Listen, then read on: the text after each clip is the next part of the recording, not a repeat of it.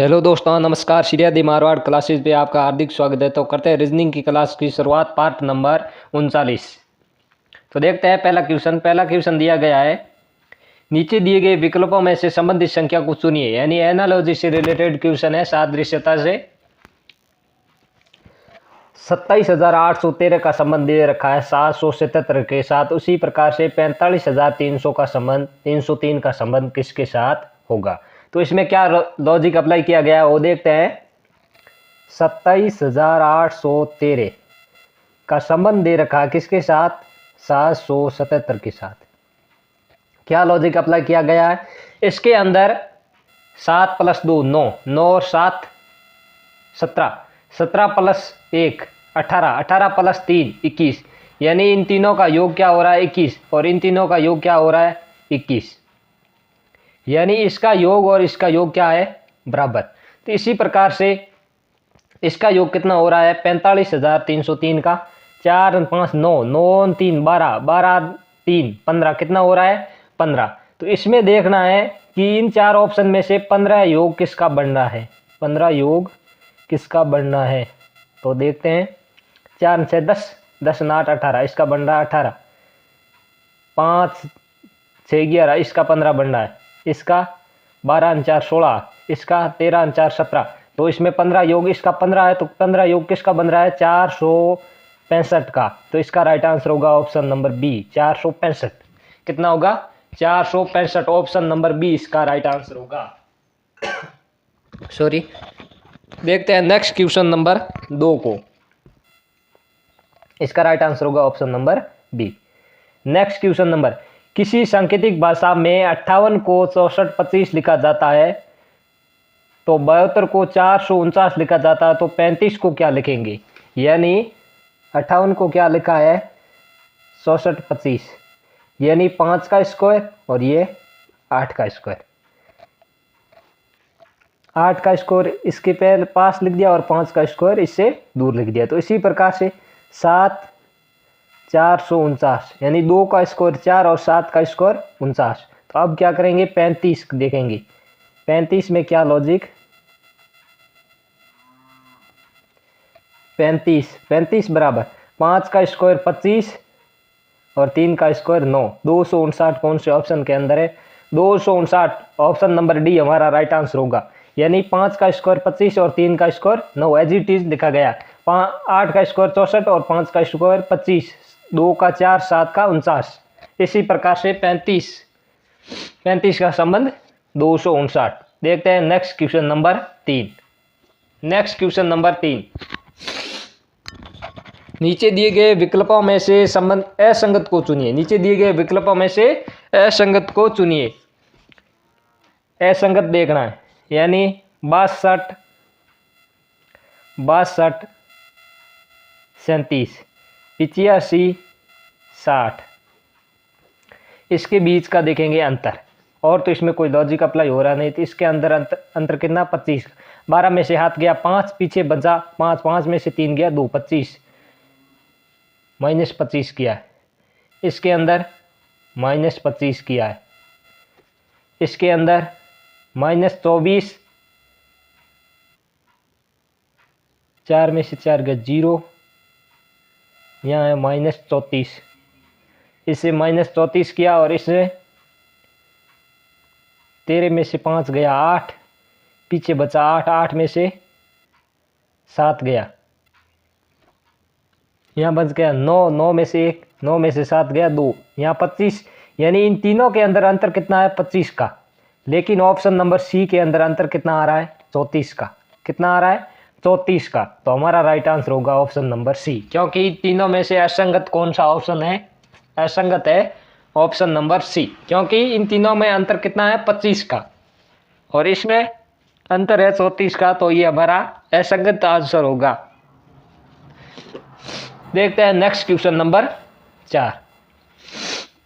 घड़ी की छोटी सुई किसी निश्चित बिंदु से 40 मिनट आगे खिसकाई जाए तो वह कितने डिग्री का कोण बनाएगी। यानी छोटी सुई का मतलब घंटे वाली सुई होती है। घंटे की सुई 1 मिनट में कितना डिग्री कौन बनाती है? आधा डिग्री। कितना डिग्री? आधा डिग्री। तो उनको क्या कर देंगे? 40 मिनट आगे खसका देंगे। कितना? 40 मिनट। तो 1 मिनट में आधा डिग्री, तो 40 मिनट में कितना डिग्री बना देगी? 20 डिग्री। 20 डिग्री कौन से ऑप्शन के अंदर है? ऑप्शन नंबर डी के अंदर। यानी घंटे की सुई धारा 1 मिनट में कितना? आधा डिग्री।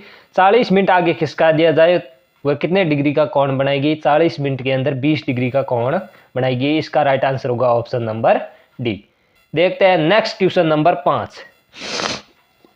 नेक्स्ट क्वेश्चन नंबर 5, मेरा भाई मुझसे 62 दिन बड़ा, जबकि मेरी बहन उससे 75 सप्ताह बड़ी। यदि मेरी बहन मंगलवार को पैदा हुई तो मेरा जन्म किस वार को हुआ? यानी इसमें पूछा है कि मेरा भाई है वो मुझसे कितना बड़ा है? 462 दिन, जबकि मेरी बहन उससे भाई से बड़ी कितनी है? 75 सप्ताह बड़ी है। यदि मेरी बहन का जन्म मंगलवार को हुआ है तो मेरा जन्म किस वार को हुआ है? यानी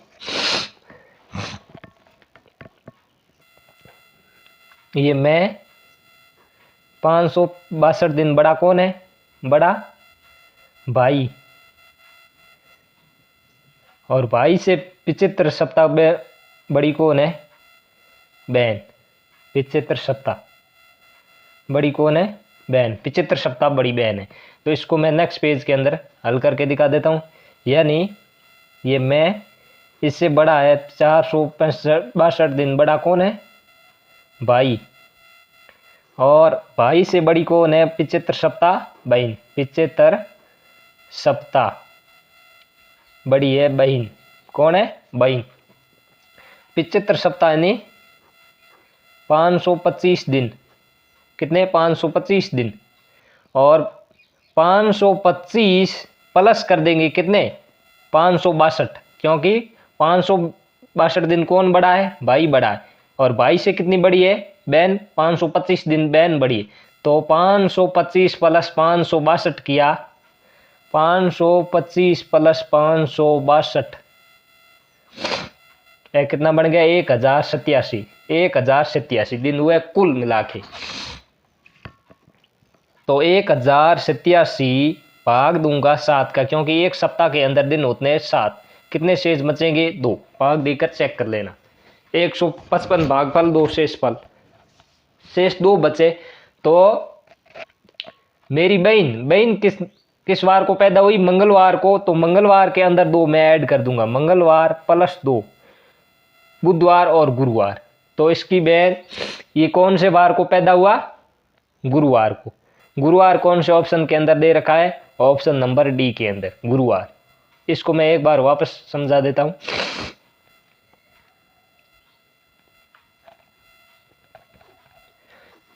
दूसरी विधि में, जैसे ये बहन कितनी बड़ी है? बहन कितनी बड़ी है? बहन पहले तो मंगलवार को पैदा हुई और बड़ी कितनी है? 75 सप्ताह। कितनी बड़ी है? 75 सप्ताह। 75 सप्ताह बड़ी है। बाद में भाई कितना बड़ा है? 562। तो ये भी सेम बार को पैदा हुआ, क्योंकि मंगलवार से नेट 75 सप्ताह बड़ी है। तो ये बहन सबसे बड़ी बहन के बाद भाई, यानी 1 नंबर ये पैदा हुआ, 2 नंबर ये और 3 नंबर ये मैं नाम का आदमी। तो इसको ये मंगलवार को पैदा हुई, इनके बाद नेट 75 सप्ताह बाद कौन पैदा हो गया? इसका भाई पैदा हुआ नेट 75 सप्ताह। मंगलवार से वापस 75 सप्ताह बाद कौन सा वार? मंगलवार। अब क्या कर देंगे? 462 के अंदर सीधा भाग लगा देंगे, तो शेष पल आएगा 2। मंगलवार के अंदर 2 ऐड कर दूंगा, तो नेक्स्ट कौन सा वार आ जाएगा? गुरुवार। नेक्स्ट कौन सा वार? गुरुवार। या फिर ऐसे भी कर सकते हैं, मैंने 2 विधि अलग अलग बता दी। 562 और 75 सप्ताह में 525 दिन, दोनों को ऐड करके शेष निकाल के मंगलवार के अंदर जोड़ देना, नेक्स्ट वार आ जाएगा। देखते हैं नेक्स्ट क्वेश्चन 6। नीचे दी गई श्रृंखला में कितने अंक अपने दाई ओर के अंक से पूरी तरह विभाज्य है?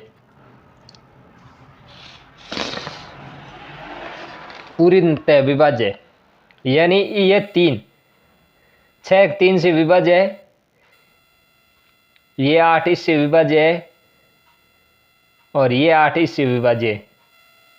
विभाज्य 1 2 और 3, और ये 6 से 6 और ये 8 से 8। कितने जोड़े बन गए? 1 2 3 4 5। इसका राइट आंसर होगा option number B.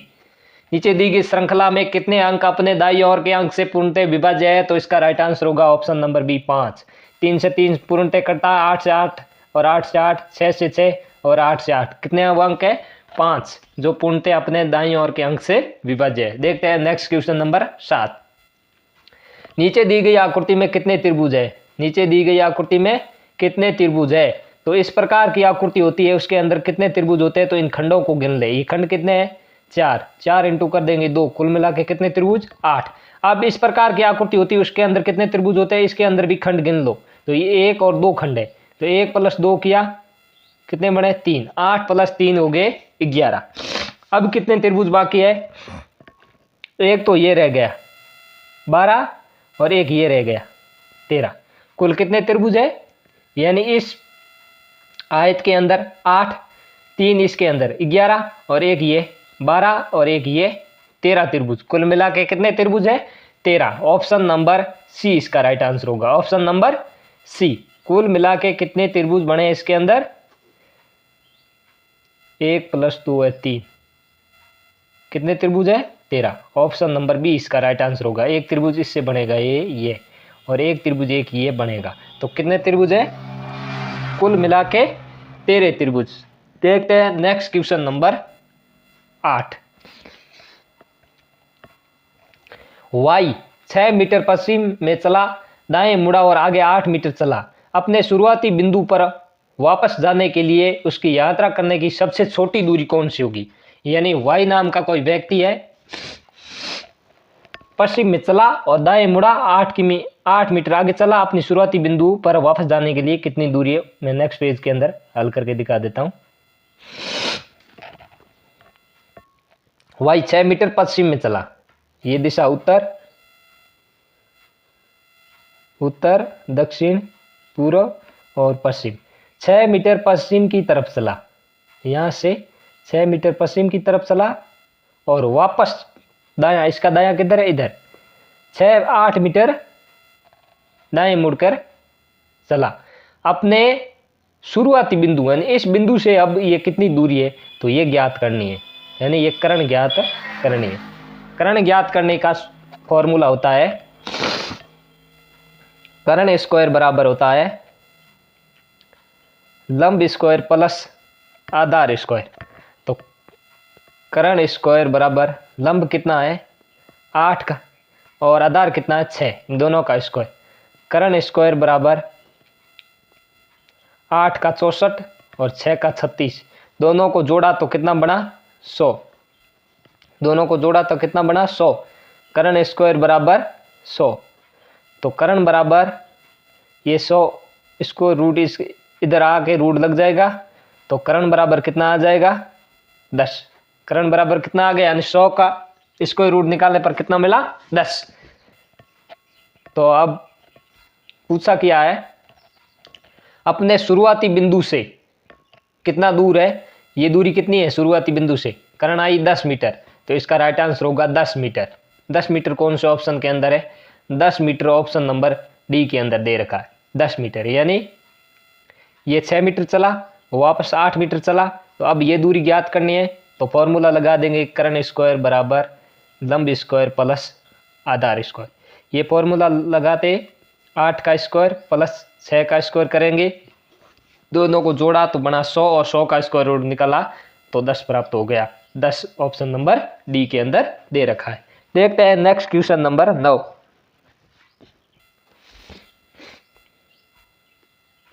Next question number 9। एक चित्र में किसी लड़के की ओर संकेत करते हुए सुरेश ने कहा, वह मेरी माँ के एकमात्र बेटे का बेटा है। उस लड़के से सुरेश का क्या रिश्ता है? यानी एक चित्र की ओर संकेत करते हुए किसने कहा? सुरेश ने।